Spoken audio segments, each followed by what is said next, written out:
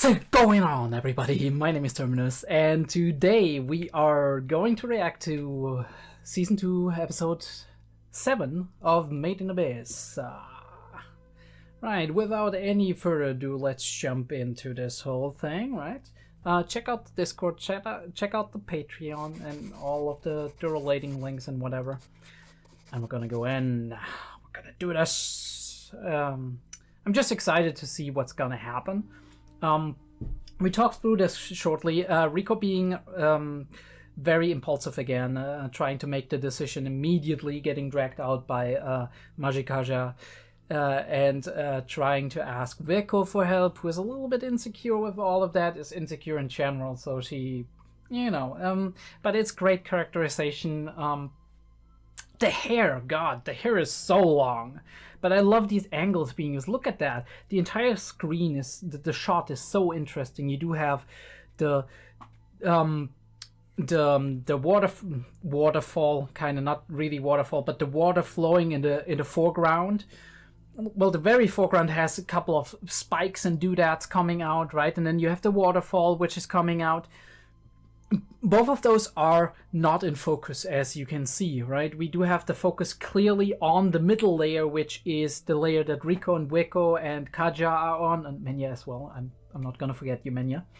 And that going out, and we have slightly out of focus the back layer behind them, the wall and all of that, and the tree on the left side. There's so much interesting stuff.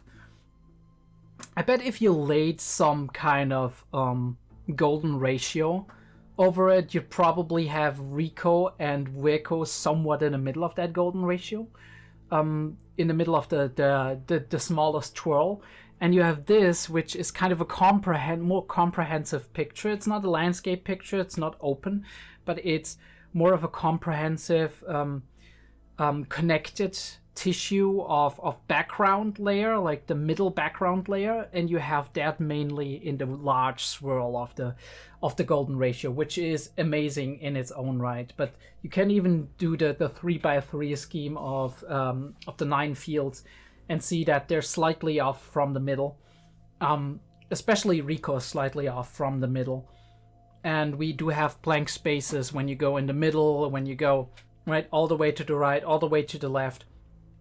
The transitions, the structures, the main structural integrity is there. Now, obviously, that's not a roadmap to drawing pictures. Sometimes you draw a picture and you just do it out of instinct, and sometimes it's okay to put some of the more intricate and interesting transitions or structures in one of those squares. It's not a hard rule. It's more of a, how do I make this shot compelling?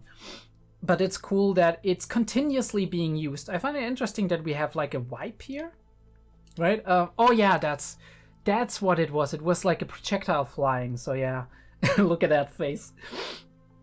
Amazing. Yeah, we're going through it. The luring. Intro is cool as heck. Especially, I love these lines because they're not straight lines. They're more like swirly, like foggy, and that represents perfectly, obviously, the thing that we do want to display here. I do wonder what this force field reverberating out is means on a metaphorical level, or maybe even on a physical level, if there is something, because that is kind of the color that we saw when we had Nanachi's vision in Dawn of Deep Soul with the force field. So, and we have a similar pattern when Riko actually does her whistle thing. There's actually like, but there's actually also some kind of like force field or pressure field, or pressure lines coming out from that. Although we have to say that these are white and not purplish pink as the other part of like the part with 𝐷𝐻𝐻 and 𝐹𝐴PTA are showing. But yeah, we have so many interesting shots, right? Again, 1 layer, 2 layers, 3 layers, 4 layers, 5 layers, 6 layers, 7. Nah, we could show them as 6 to 7 layers of things, and 3 object groups. In this case, subjects, mind you. But yeah, so many interesting shots. Even the designs, like you see the eyes coming out weird. It's almost like they're they're twigs, right? They're like tree branches or something, and one of the little limbs of that guy seems to be kind of almost like a mantis's, and the other one seems more like a mix out of like a plushie and a squid-like thing. So varied, these designs.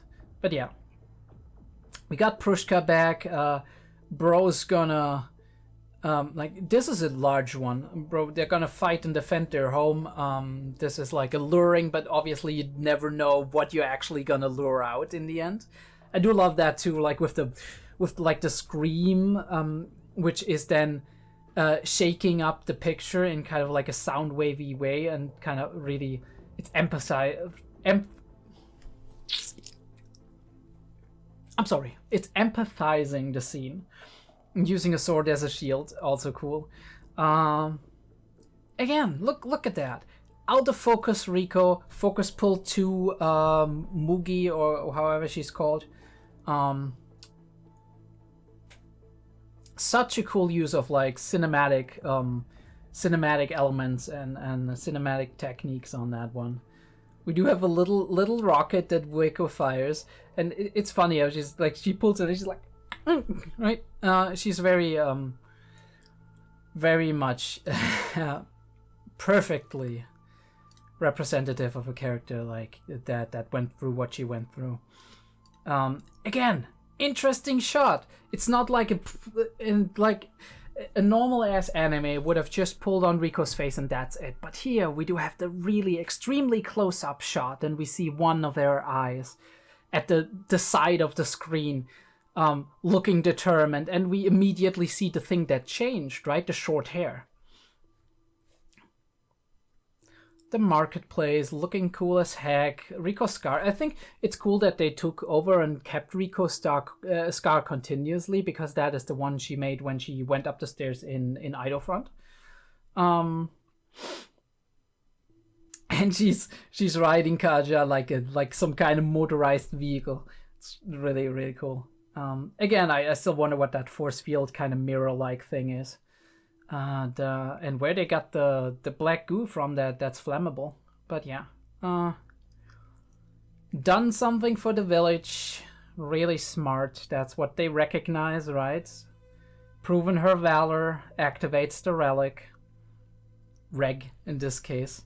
Reg heard it. Reg is still Reg. That's the important thing. It's not like something that's just automatically, but he's still Reg, but he has knowledge, muscle memory, right? It all comes back to him or he gets into like an activated state when it happens. I do love the continuous like inclusion of Menya in almost every shot. It makes the shots interesting. It keeps her in our mind and in our visual space. And I'm sure if Menya ever gets lost, or if there's ever anything happening, we're gonna notice it, right? That is an element too, just having people in the group dynamic, even if they're not actively doing something, and they're part of the team, they're part of what you like about the show, right? And then Waco is gonna tell her story. I'm sorry, by the way, I can't pronounce her full name. It's too complicated for me. Probably if I practice it a while, but you know. And I'm really curious what's with that. We talked about that last time with like, it looks like the Abyss in a way, and it's very, very interesting. Yeah, from like even the surface could look like the Earth with continents, but it's obviously egg-shaped, and we have some inconsistencies here, but it's just enough to kind of makes your brain tingle, and then make these connections kind of, and then be like, could that be something that's significant? And yeah. Really cool, really nice. We're gonna get ourselves into the episode, and then we're gonna talk about it. I don't know how long it's gonna be, but there's surely a lot to talk about when we get to know Faputa more than we have already known her from the thing. Also, I did notice that some of you were saying that in the manga, actually, the thing that we saw in the beginning, in the first episode of season 2, that wasn't at that place in the manga, but it was told later. So I assume probably this is the place and the time when actually it was told to the people in the manga, when 𝐏𝐢𝐏 was starting to tell their story. But I really love how they changed it for the anime, that they have kind of like interwoven this thing. I know for some people it might be confusing, but for me it was just a breath of fresh air in in the new season, to go in there and not be like, okay, we're back with Rico and Reg again, but suddenly different people and something that is connected to the mystery and to the deeper things. And I think that is something that a lot of people probably appreciated, even if it confused some. So I loved that decision, because it was such a different take suddenly, and it felt like, some of you have said that no show that I have seen and that some of you guys have seen has captured the pioneer spirit, this spirit of adventuring as much as this show has. The only thing I can remember where I had a similar feeling, but the feeling was complete, also on a lot of levels different, because it was built on the on that longing for adventure, like Made in Abyss is, but it was also built on more of a modern sense of it. Was 𝐸℗ Yorimo, which A Place Further Than the Universe, if for all of you who know the English title. It was amazing that it really captured that desire that I myself have felt in the past, where it's like, it would be so amazing to travel to other countries and see all of these things with your own eyes, right? You've seen them in pictures, in wallpapers, in videos, but seeing them with their own eyes, kind of experiencing it, and experiencing somewhat to a degree, right? Like within secure boundaries, to experience some kind of hardship of traveling, and then growing closer together as a result of that as a group. Must be an amazing feeling, really. Like, and that is that adventure spirit. Although in 𝐸℗ Yorimo it goes into the just being modern explorers in a world that is globalized. Well. And in a world where maybe you grow up in school learning about all of these things that you're never seeing, right? And then wanting to go out and have an adventure of your own, right? Grow with that adventure, make experiences.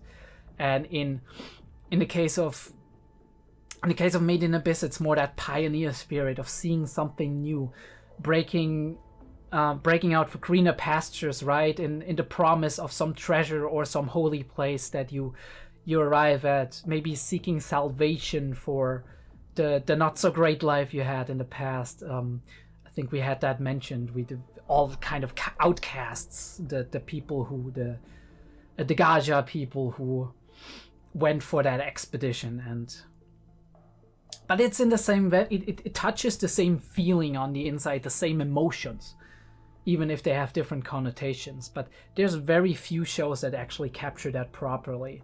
And Made in Abyss has its additional pull with, first of all, the amazing backgrounds and the character art, but also with just the theme of the eldritch horror interwoven with that. Although I feel like, as much as the author of Made in Abyss has built in a lot of horror, it might have been a reaction to people just being so interested in Made in Abyss after that episode 10, like after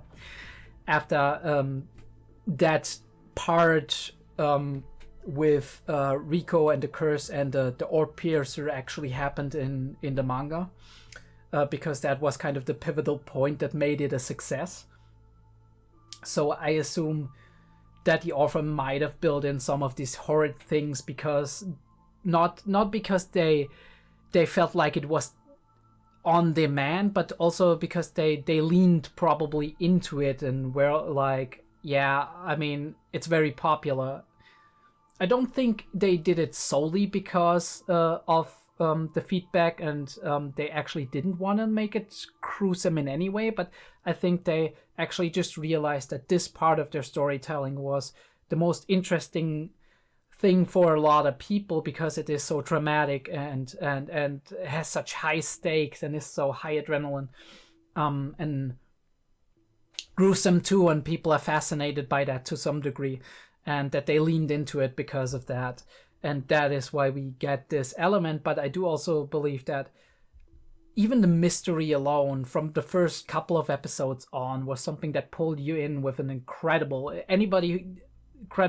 power. Anybody who has seen anything Lovecraftian before or read some of the short stories of Lovecraft knows that while there's surely a lot of like stereotype and discriminatory things in there, and a lot of like fear of the unknown and strangers, that is also the most fascinating thing as well, because it plays with that fear that we humans have, the fear of the unknown, the fear of something that is beyond our comprehension or understanding. And yeah, that is certainly one of the twists that Made in Abyss does very well. That is vastly different for Sorayori more, because the themes there are more on a more on a level of relationships, right? Not as much lore or whatever, but more like processing a lot of emotions and relationships and growing up too a little bit.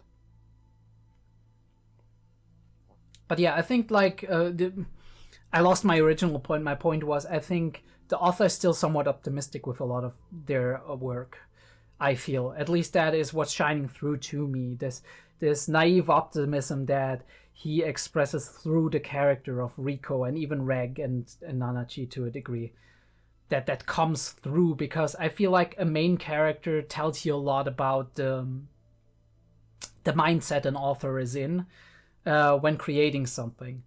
That applies to a lot of things. Like, look at Attack on Titan, right?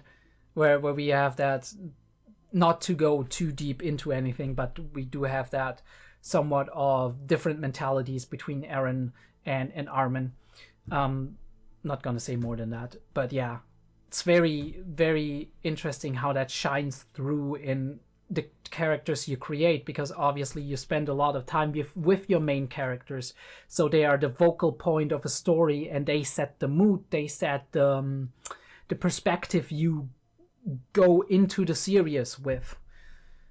And I think it says a lot that Rico is such a bright and optimistic and euphoric and inventive and creative kind of person.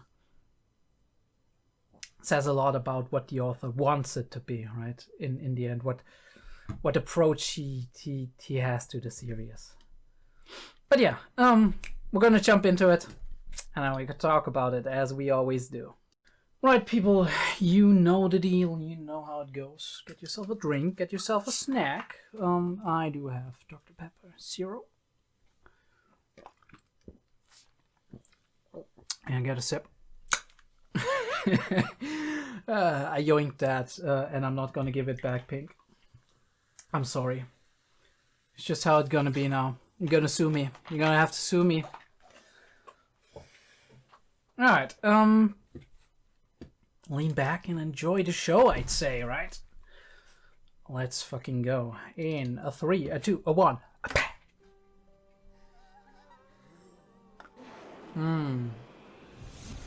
We are back.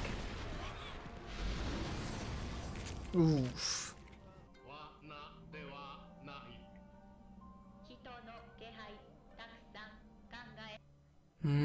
Okay.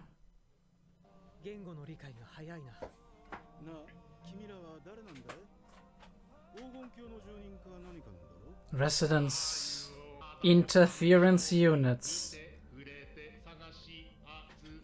Scientific probes. And they are programmed to learn.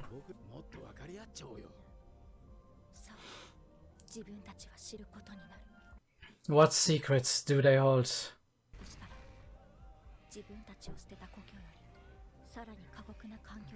A crueler environment. Be careful what you wish for, right? And we have the title drop.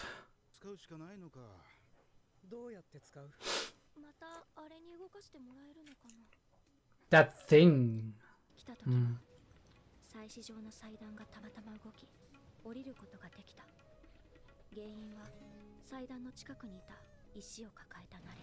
Oh, okay. Interesting.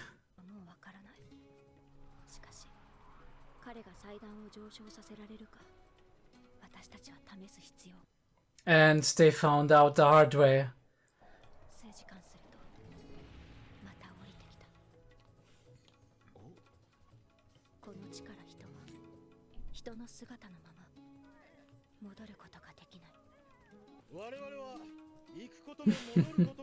No way back.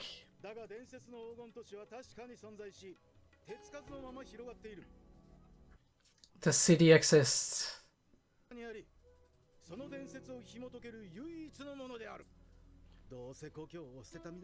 Reframing, yeah.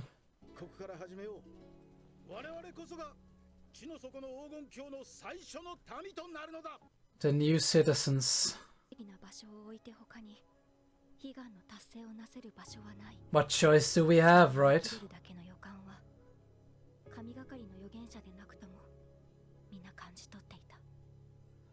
I find it very interesting that the hollow that they placed inside there didn't change further. So there's a limit to the curse, right?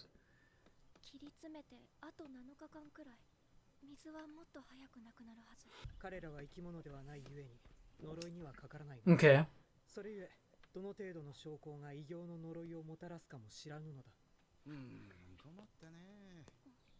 They have to find it out step by step. Oh, and she can read them. Alright.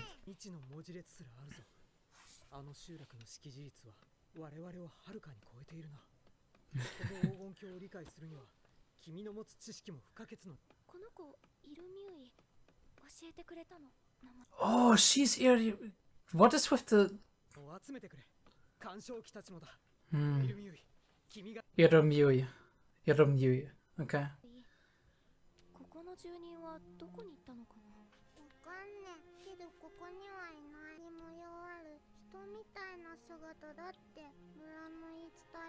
People with patterns on their bodies. Of age.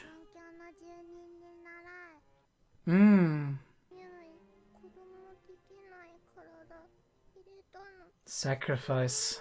Make her feel bad for something she isn't able to control.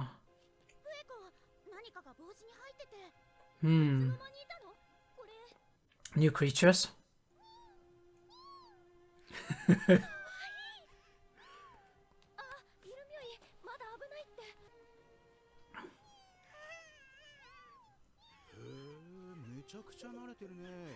Every environment needs so.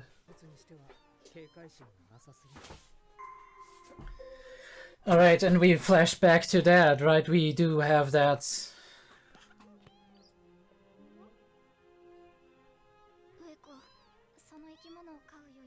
She identifies with her.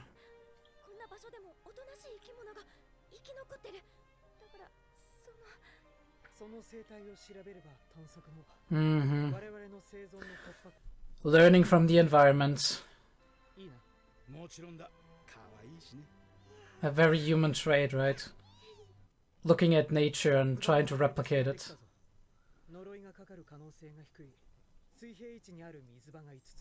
Alright.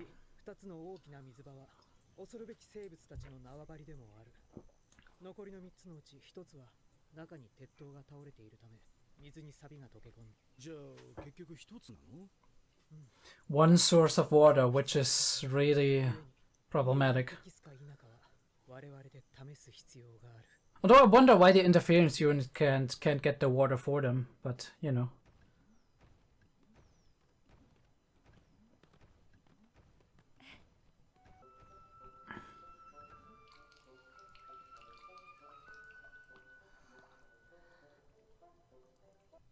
Is this possibly where the village was founded?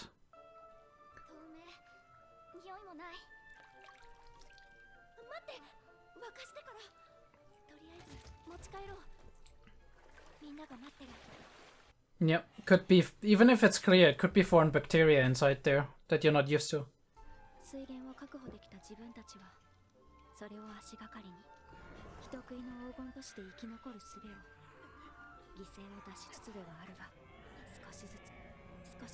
Yeah. Colonize. Make the land your own. どうしたの？イルミュイ。 Irumyui. ちょっと暑い。 Oh, a fever? 母さんの匂い。たくさんの人と交尾した匂い。 Yeah, okay. 偉いからたくさん子供の子供イルミュイだけ。 Only boys, okay. イルミュイ調べたら子供。 So how did they check? Is it a relic or... Maybe somebody told me in the comments, I don't remember. Oh! Born of the giant pit and it must return.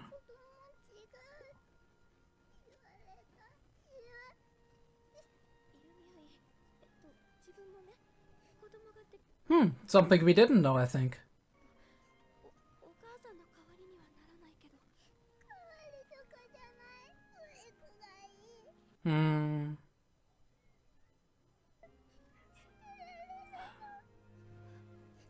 Yeah. Being cast out.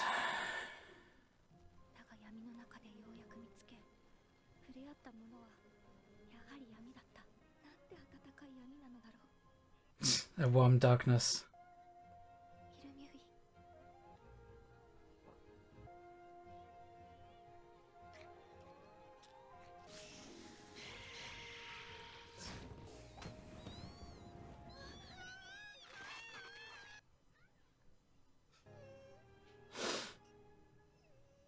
Damaged children bonding.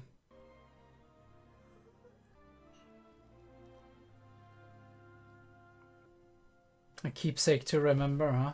And Belaf is observing. And we have a slight time jump, I feel. Like, not a big one, but...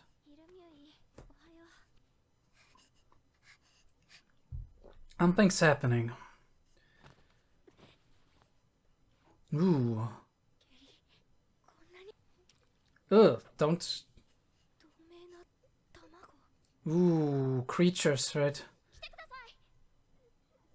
Oh, yeah, everybody. The water source, possibly.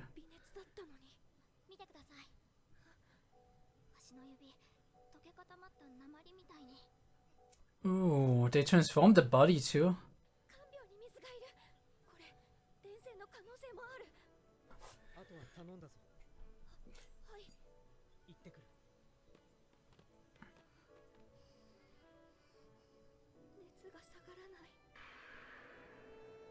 They grow into...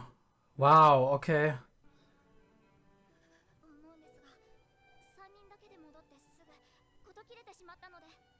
It's like wood.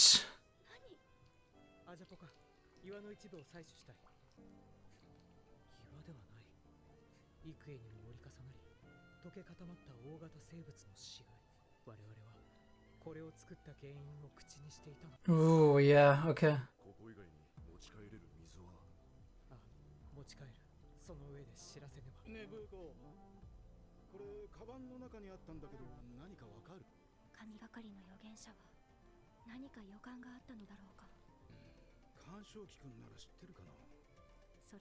Oh, and there we have it.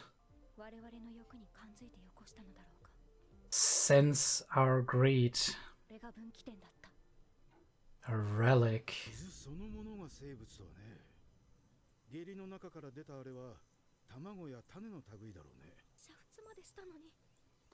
Resistant to boiling.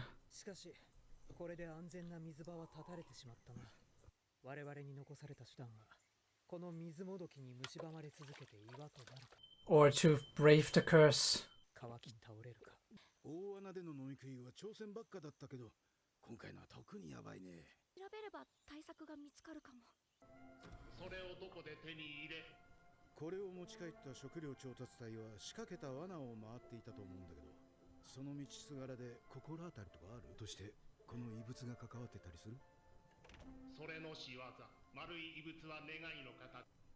The shape of wishes. The shape of wishes.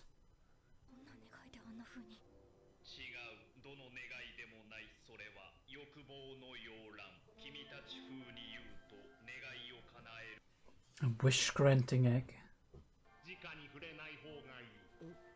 取り込まれて願いが散るとはなる。していない。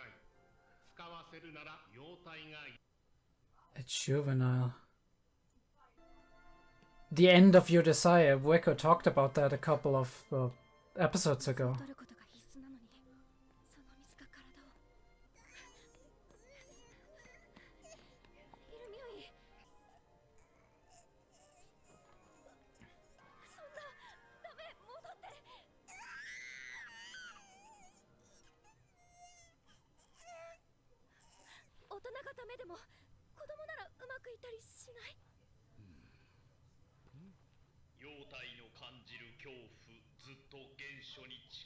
Fear.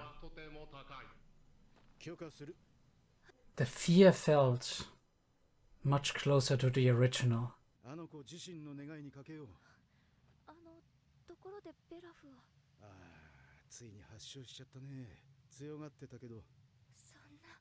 But he seems unaffected. I mean, possible that he just...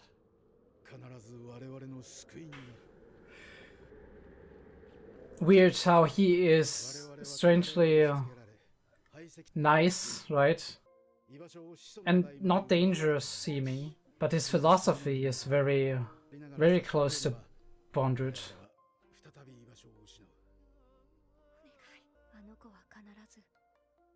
And they place it in the hands of 𝐸𝐸𝐸. The face of a divinely possessed prophet. Let's bond with the prophet too.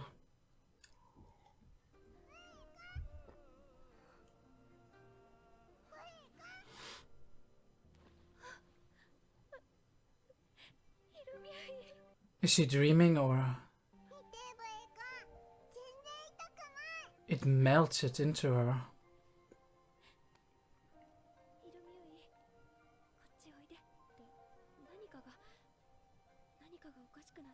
Hmm.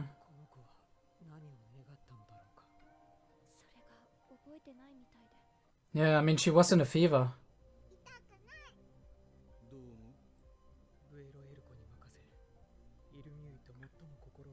Mm-hmm. Yeah. Her wish.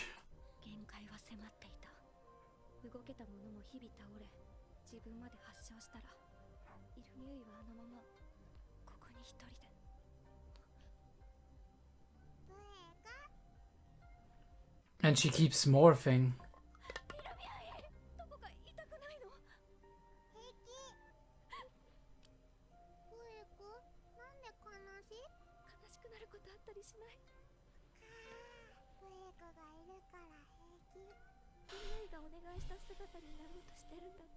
That is what the villagers said. The question is, how are the other ones getting transformed? Same imagery as with Riko when she was in her weird state.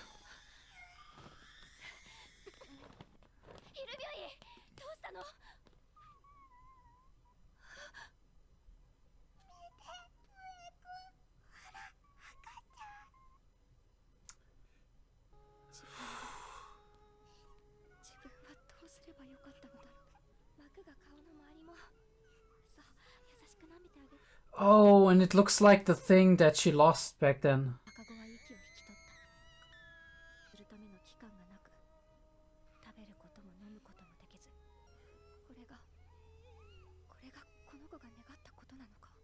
Maybe this creature, it came forth from her mind, right?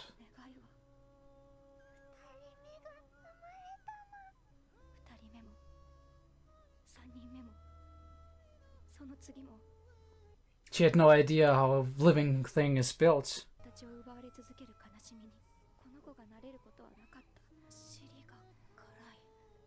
Oh, she's got it too.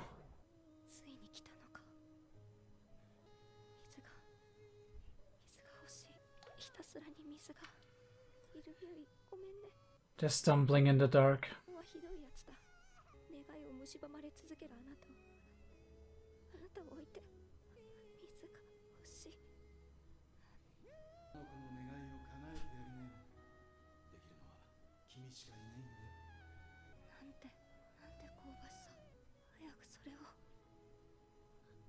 Soup.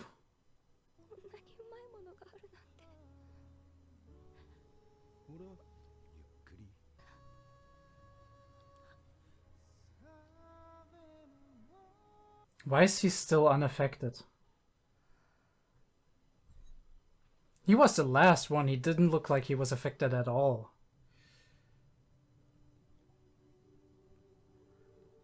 I mean, she's better apparently, but...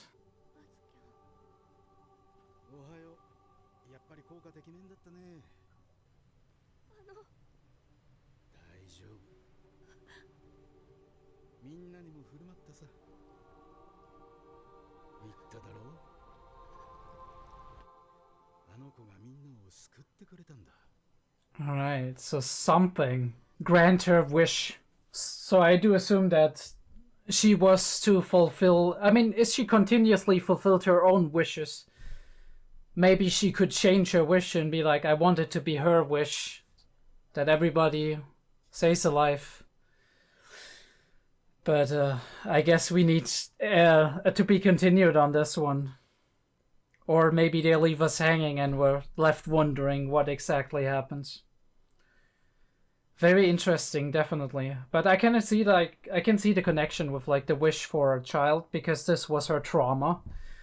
The reason given to her why she was outcast in the beginning and why she experienced all of that is isolation and the pain of being cast away.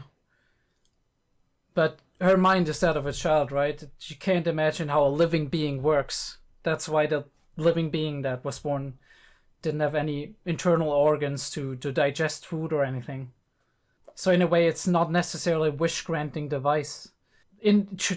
Definitely it is, but in some twisted way, right? Or in some... It has special rules. And through those rules, you have to be specific for it to work properly. Alright, what's the next... what's the title for the next... The form the wish takes. Okay, so we get more of that, hopefully. Hopefully. Yeah. I'll see you guys back on YouTube, I guess. Oh, damn. Sitting here too long is really gonna make my back and my neck tense up. Do a little bit of sports, boys and girls. It's very important for your mental and your physical health. But yeah. Back to YouTube. Alright, everybody. Let's talk about that, shall we? Let's talk about it. We meet the interference units, and they didn't expect so many humans to come down here, but they know what humans are, so they were humans before, right? I mean, obviously that lines up with what Reg is. I don't think Reg is strictly an interference unit. They have very different designs. They might be in a broader sense an interference unit, but I do think that it might potentially be what I had hypothesized. Why am I always getting hung up on that? Hypothesized about like the original inhabitants of the Golden City copying themselves into robots. But yeah, Bakusian is enthusiastic as always, and we get told that the environment, the promised land that we hoped for, did turn out to be a lot more dangerous than we bargained for, right? A lot more cruel and uncaring than the places that had cast us out. And what we see in the background is a giant monster that kind of looks like a Hydra, right? All of these necks and heads moving around like a multi-headed snake, gobbling up things in the sky. And we are insignificant and small in comparison.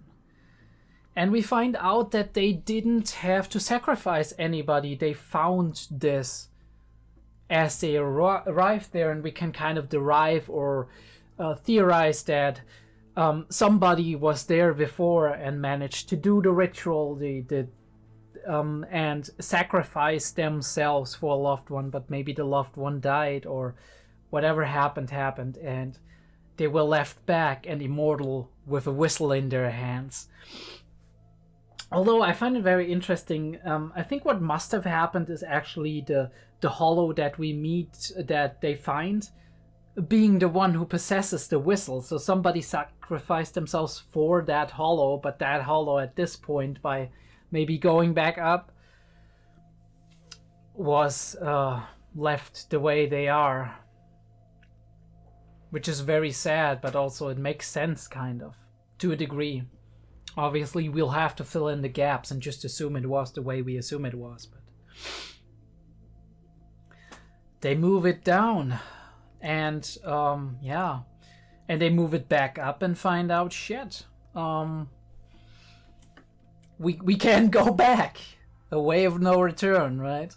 But like I said, interesting that they don't, like...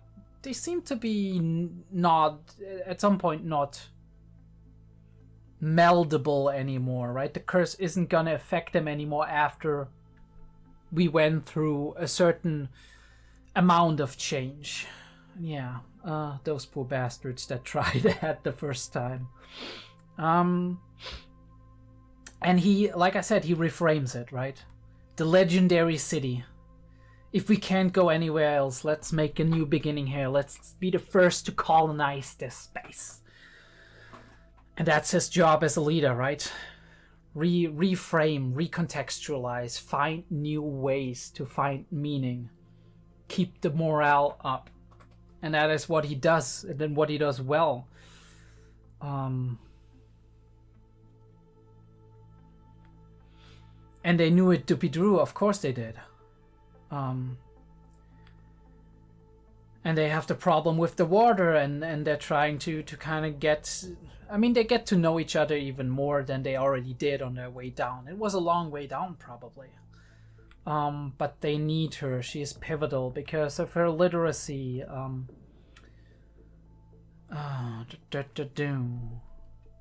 Peoples with patterns on their body. When of age, pattern ink. Imitate the original inhabitants, right? Golden City people.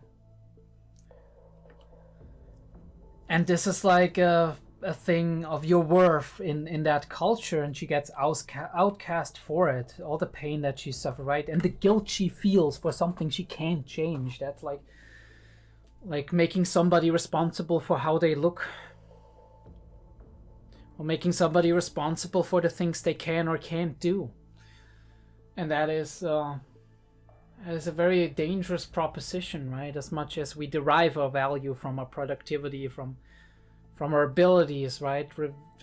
Derive our self-worth from it. It's very cruel and objectifying to reduce somebody to just that. And it causes a lot of pain and self-blame and internal issues that stem from that.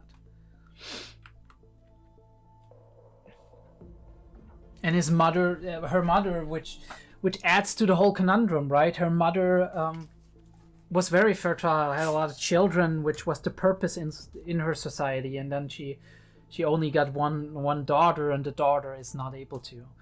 And that, yeah, I mean that.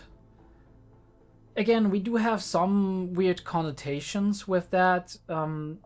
I'm still not sure if the author... I mean, they definitely don't glorify it, but they present it as trauma. But I don't know... I mean, he definitely likes to go into controversial topics on that matter and kind of poke the bear here. I don't think it's done in a bad manner. Though I don't know if it's done necessarily in a good manner either, right? It's definitely used as a plot device in a way. I think it's okay that it sheds light on these things, that this is how some societies used to be in some capacity, right? In some capacity. And that there has to be a lot of pain and suffering coming from something being ostracized for something that you can't change, which is the very good aspect, the very fruitful aspect, in my opinion, in this part of the story.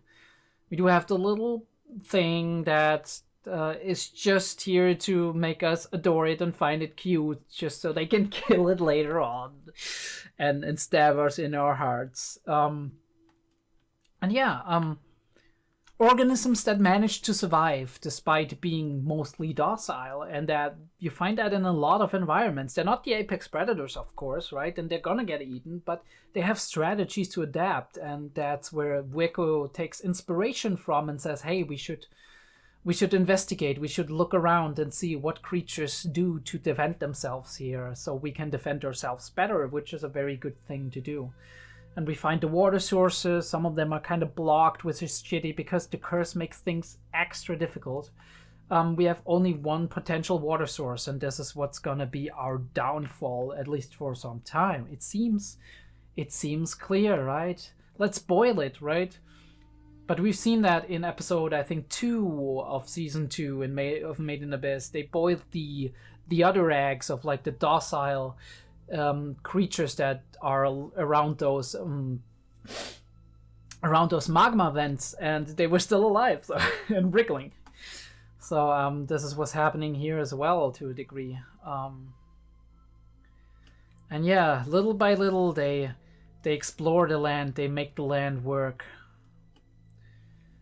Yeah, and this is like, she's kind of a mother figure to her, but not a replacement in that sense, because her mother wasn't very great to her, at least after they found out what they found out. And Belaf seems to be genuinely interested in the two of them and genuinely empathetic to them, so I do wonder what happened between them to turn Belaf into what he is. Again, we have this whole thing about desire and greed changing us, right? It exists on a metaphorical level, but here it exists even on a physical level to a degree. And we enjoy ourselves, and we have rough times, and we help ourselves and stick together. But at some point, a sickness starts gripping everybody, slowly but steadily. And we do have this here, right? This wish-granting device made them into this, which is so weird, right? The shapes that they turn into, it's almost like wood bursting forth from them. It's an amazing imagery, right? It's so creepy, and not even just creepy, but also mythical, and so also in right, in tone with the environment that we see here around the Golden City. We investigate and find out there's a lot of little eggs, and we grasp at straws. We try to find solutions, but every path we take is kind of getting cut off, and it's getting worse and worse. And we find this relic. Maybe it can help us, right? Desperation, whatever. We need to keep drinking water. We can't survive without water, so we need to keep drinking the poison, which is, yeah. And they say,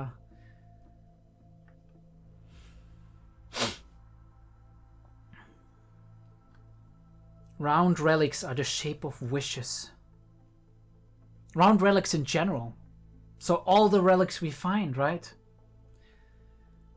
From modest ones to strong ones. This is very strong.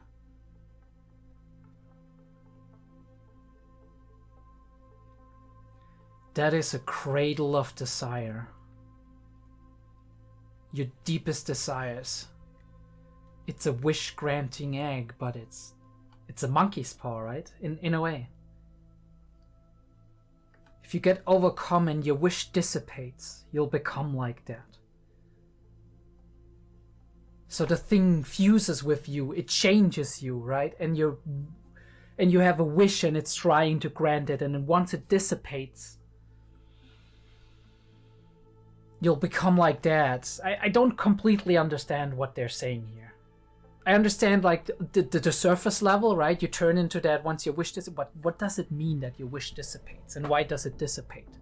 Right? Is it different in all cases? Is it when your wish dies, or when you get your wish fulfilled, or when you change your wish because this is not what you want anymore? Which of that is it? and we gamble on it, right? We give it to I can't pronounce her name. I don't know it quite that much. Maybe she says it here. 𝐸𝐬𝐬. And we give it to 𝐸𝐬𝐬, and we hope that she will save us all. And once again, I find it super suspicious that he doesn't get sick.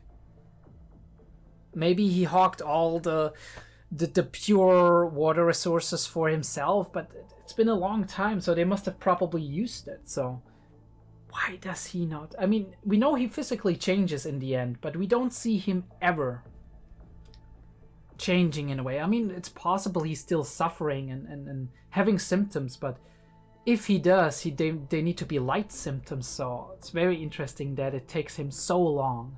And we do have that almost creepy shot of like when she says that about a fanatic, right? A fanatic, not a fanatic in this sense, but like somebody who is gripped by divine fanaticism. In that way, he's very similar to 𝐸𝐬𝐿. The face of a divinely possessed prophet. Possessed. And 𝐸𝐬𝐿 is too, right? Obsessed and possessed by the abyss. And he is too, in a way. And that is a sinister face. And she changes and morphs, and we don't know what's happening. And she has her wishes. Obviously, that wish goes back to the extreme desire of, like, what her trauma used to be. The source of her trauma, not being able to get to bear children. And I find it very interesting that in all of this, right, we have this shot which is very, very similar to what 𝐏𝐬𝐬 experienced when she experienced the curse and was in that kind of coma, delirium kind of state. That outer body experiences melding with the nature of the abyss. And we see her kind of getting that connection, possibly in the same vein as 𝐏𝐬𝐬 has gotten somewhat of a connection to the abyss. Yeah. And it's weird and it's gross, and it's like an amalgamation, and it dies quickly. It's cruel, it's hurtful, it's painful. Keeps torturing her, but does it keep torturing her because it wants to? Or does it keep torturing her because it's just a device? It fulfills a wish, and if that wish is imperfect, if that wish isn't thought out well enough, right? This is what I would see as a child's representation of getting a child, right? You see the little thing that she took care of for a while, that she loved so dearly that she lost. And this is how she imagines having a child. And she doesn't imagine what the internal organs need to be. She just knows what the outside is like. And as such, it dies quickly because it can't stay alive. This is how I see that, kind of. And then we don't know what happened, right? We don't know what happened. Just want some water. I can't think of anything else. I'm so sorry that I can't think of you, which is this extreme way that 𝐏𝐬𝐬 cares for other people and feels guilty if she doesn't. And something changed with the wish. And we have, again, Vasukyan standing here like the prophet he is in this desolate, twisted world, filled with light, right? Enlightened, like some kind of possessed prophet, some kind of. Right? You almost have to admire it, but you also have to be careful around it because it's so, well, it's so inhuman almost in a way, the way all of this is displayed. But yeah. Very, very cool episode. As always, guys, if you did enjoy this episode, please leave a like and subscribe to the channel. Check out the Discord, check out the Patreon. Other than that, I do hope you check out my other series as well, Frieren, for example, or Jujutsu Kaisen. Jujutsu Kaisen hasn't gotten that much publicity lately. I think people are waiting for season 2 probably because that is more hype and more recent and whatever. And the first couple of episodes are kind of like the first episodes. Yeah, cool. Can't wait for somebody new to get into it. And then it's like, oh, okay, these episodes are kind of meh. And then we go probably into the more interesting ones and also the ones people have more closely in their memory, which is also a thing that adds to that. Wanting to watch the reaction and whatnot, because if you've seen something a couple of times already, it's like, you know what, I'm gonna wait and then maybe I'm gonna binge them or whatever. So I understand that. But yeah, I hope we're back on track at this point. I don't know if we are, right? I'm recording this very shortly after I've started back up, so I don't know if I got back into the groove. I hope so. And I hope it stays that way for at least a month, maybe a little bit longer even, and we can just cruise along until until the next stressful phase comes. But I'm really enjoying being back. And I do hope you enjoy these episodes as well. I'm really having a lot of fun recording them, and just looking at Made in Abyss is such an interesting series, right? Because there's so much you can talk, like from an emotional level, narrative level, lore, mystery, all of these things. Now, I'm not doing that much of theory crafting because I feel like it's very hard to predict this series, which is a good thing in my opinion. But also, if you look back, it's like, okay, this makes sense, that makes sense. You have new connections, but it's very good, right? I mean, it's really well done in my opinion. Yeah. And I'll see you folks next time. I hope you tune in again.